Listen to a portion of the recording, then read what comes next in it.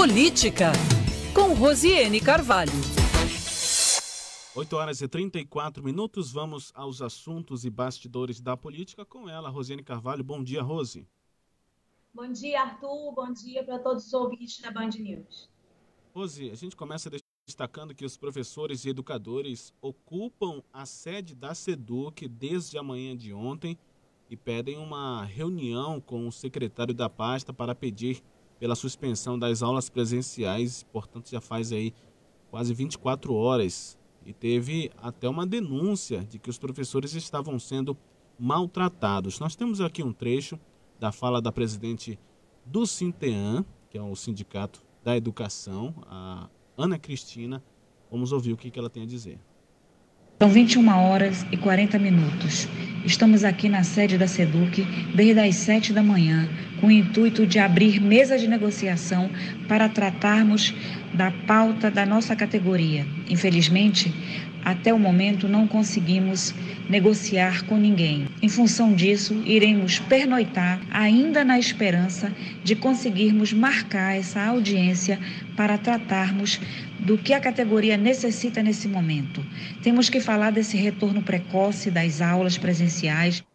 Aí o áudio, a fala da presidente do Sinteam, Ana Cristina. E você esteve lá, né, Rose? O que você observou?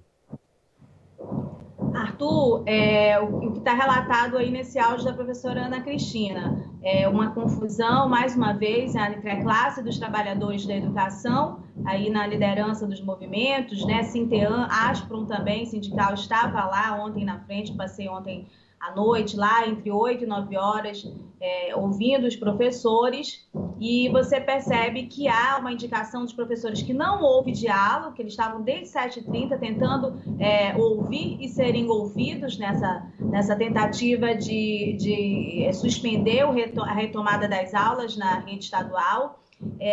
Aí há por parte da SEDUC, pelo que a assessoria de comunicação informou, o registro de um BO, de que no momento que eles invadiram, isso são palavras escolhidas pela SEDUC para reportar o assunto, né? Invadiram o local, houve uma espécie de depredação do patrimônio público. Os professores, pelo lado deles, dizem que foram, inclusive, torturados ali dentro, porque fecharam, não estavam tendo acesso à água, desligaram as luzes, porque acabou o expediente, mas conscientes de que eles estavam lá, tinham decidido fazer esse protesto para serem recebidos, né? Havia essa consciência por parte da direção da SEDUC, por parte do governo, tanto que a polícia militar foi enviada para o local, tinha viatura da polícia militar ali na SEDUC. E aí a sirene, que acho que deve ser da segurança, evidentemente, né, para proteção do patrimônio público, a sirene ficou lá por um bom tempo.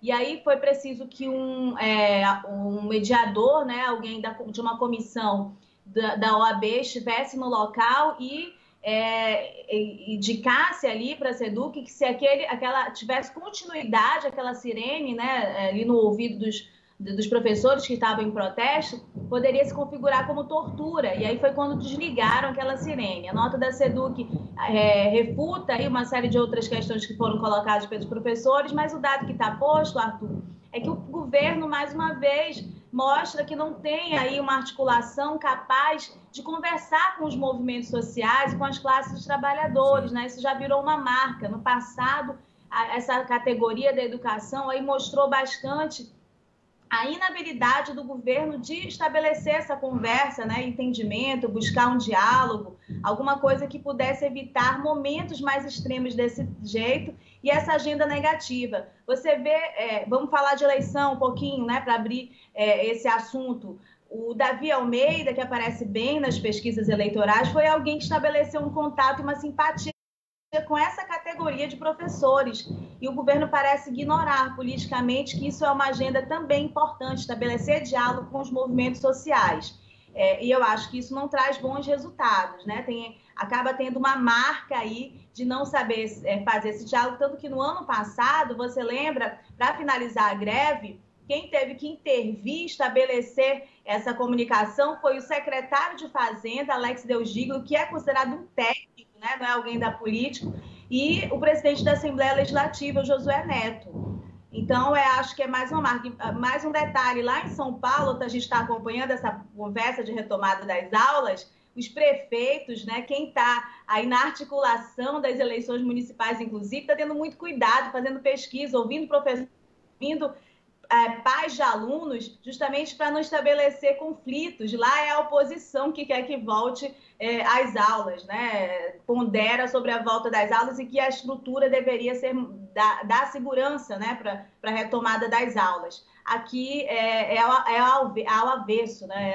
Esse tipo de contato, esse tipo de relação com a classe dos trabalhadores.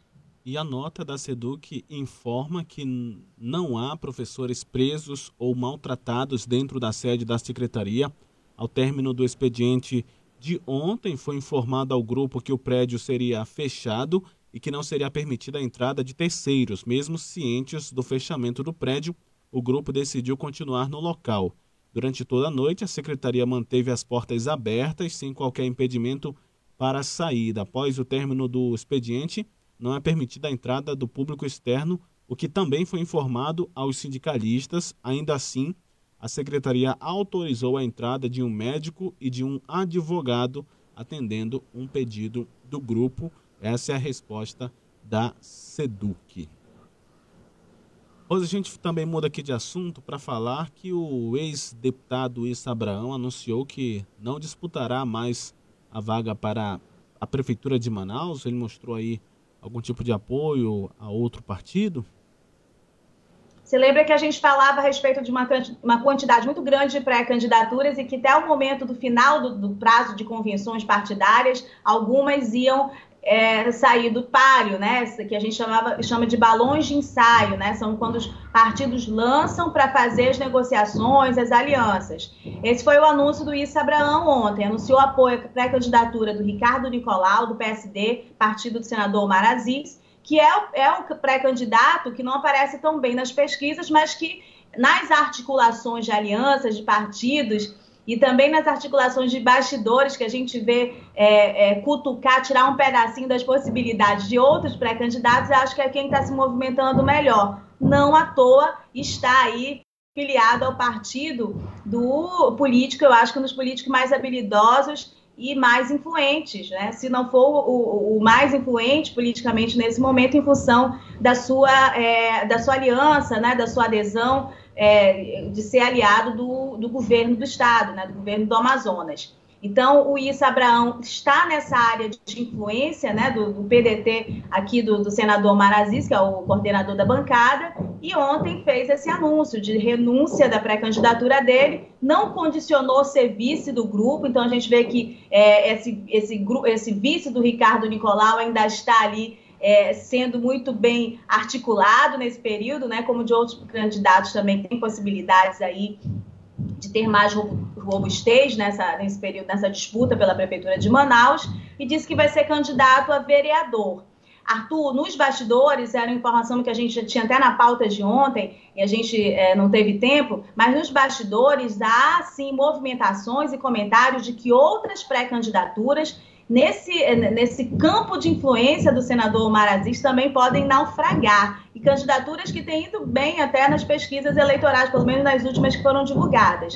Os nomes que aparecem aí com possibilidade de perder o espaço de suas pré-candidaturas são do Marcos Rota, do DEM, e do capitão Alberto Neto, do Republicanos.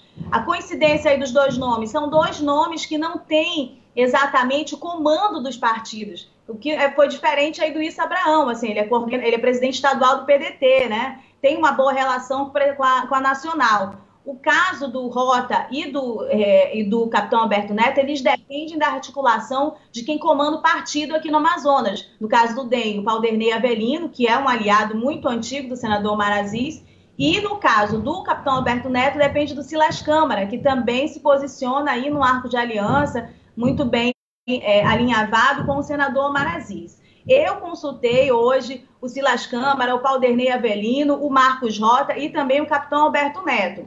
A exceção do Alberto Neto, que não me respondeu, né? Marcos Rota, Avelino e o Silas Câmara negam que haja a possibilidade de que o partido deles deixem de ter pré-candidato nessa eleição. a panela está esquentando, claro, vai ficar bem animado os próximos dias com as notícias e a gente vai acompanhando. Agora, não tem só notícia de que o Marcos Rota e o capitão Alberto Neto possam ser vice do Nicolau, não. Há informações também de que eles possam compor com outras candidaturas, né, que estão ali no páreo da disputa, como, por exemplo, do Amazonino Mendes. Volto a dizer, eles negam nesse momento essa possibilidade.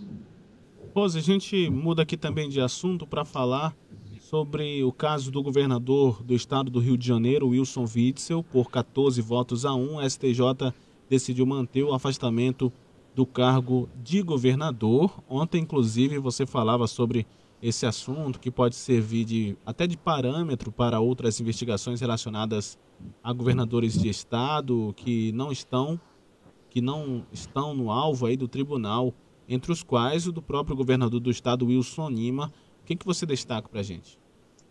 Foi 14 a 1 o resultado do STJ, referendando a decisão monocrática, a decisão de um juiz só, que é o ministro Benedito Gonçalves, de afastamento do governador do Rio de Janeiro. Você lembra, todo mundo que acompanha o assunto sabe que a maior polêmica foi a fragilidade de um cargo, que é eleito, né, com a maioria de votos de um determinado estado, essa pessoa ser retirada do cargo, da vontade que foi colocada ali pela vontade popular, por a decisão de um ministro, né? Havia toda essa dúvida se o STF impediu o julgamento do STJ, enfim. Acho que no judiciário a coisa foi tratada de uma maneira de que a decisão de um ministro nesse sentido, uma medida cautelar, se considerar que há indícios e há substância, há elementos para afastamento de um governador, isso vai ser referendado pelo STJ. Eu destaco que lá na Corte Especial são 15 ministros, 14 deles votaram acompanhando esse afastamento, para manutenção de um afastamento de 180 dias, né? Mas isso tem uma série de consequências políticas. O que acontece com isso, Arthur? Eles se comprometem com uma forma de entendimento, repito, o entendimento de que vão acolher, vão referendar uma decisão de um ministro, né, de um ministro que entenda dessa maneira, ainda que seja para afastar um governador, se houver elementos, né? Isso significa que eles estão comprometidos em levar esse mesmo entendimento em outras decisões semelhantes, em outros casos semelhantes. Isso, evidentemente, coloca todos os governadores, incluindo o governador do Amazonas, Wilson Lima, que estão ali no alvo de investigações que tramitam no STJ, claro, com uma batata quente, né, no colo. Isso é bem complicado. Achei interessante, o único voto que foi contrário do voto do ministro Napoleão, ele disse lá que não concordava com o afastamento, porque acha que o afastamento tem que ser uma decisão política tomada pela Assembleia Legislativa, que de igual forma foi eleita por voto popular. E que o STJ acaba ultrapassando esses limites e que esse afastamento ele acaba sendo quase uma cassação do governador. Você vê o que o vice-governador que assumiu o cargo lá, né, o Cláudio Castro, ele fez. Ele vai mudar, fazer toda uma alteração no secretariado, né? Então ele assume já com vontade de distanciar do governador que foi afastado. Existe na Assembleia do Rio de Janeiro um processo de impeachment que está autorizado pelo STF a ter continuidade. Então, a repercussão de uma decisão dessa, ela tem consequências políticas realmente muito graves e muito ruins para quem é alvo de um afastamento do STJ. Você lembra, 2 meses, 3 meses, que a gente vem falando aqui, que de todos os problemas do governador Wilson Lima, mas de todos os governadores, o maior é uma investigação no STJ, porque o STJ tem a prerrogativa de afastar e até de mandar prender, né, um governador. Isso é um fato aí que causa danos irreversíveis politicamente para qualquer gestor. Quero agradecer a participação da Rosiane Carvalho com os assuntos e bastidores da política. Qualquer novidade é só acionar a gente. Rose, um ótimo dia para você. Ótimo dia.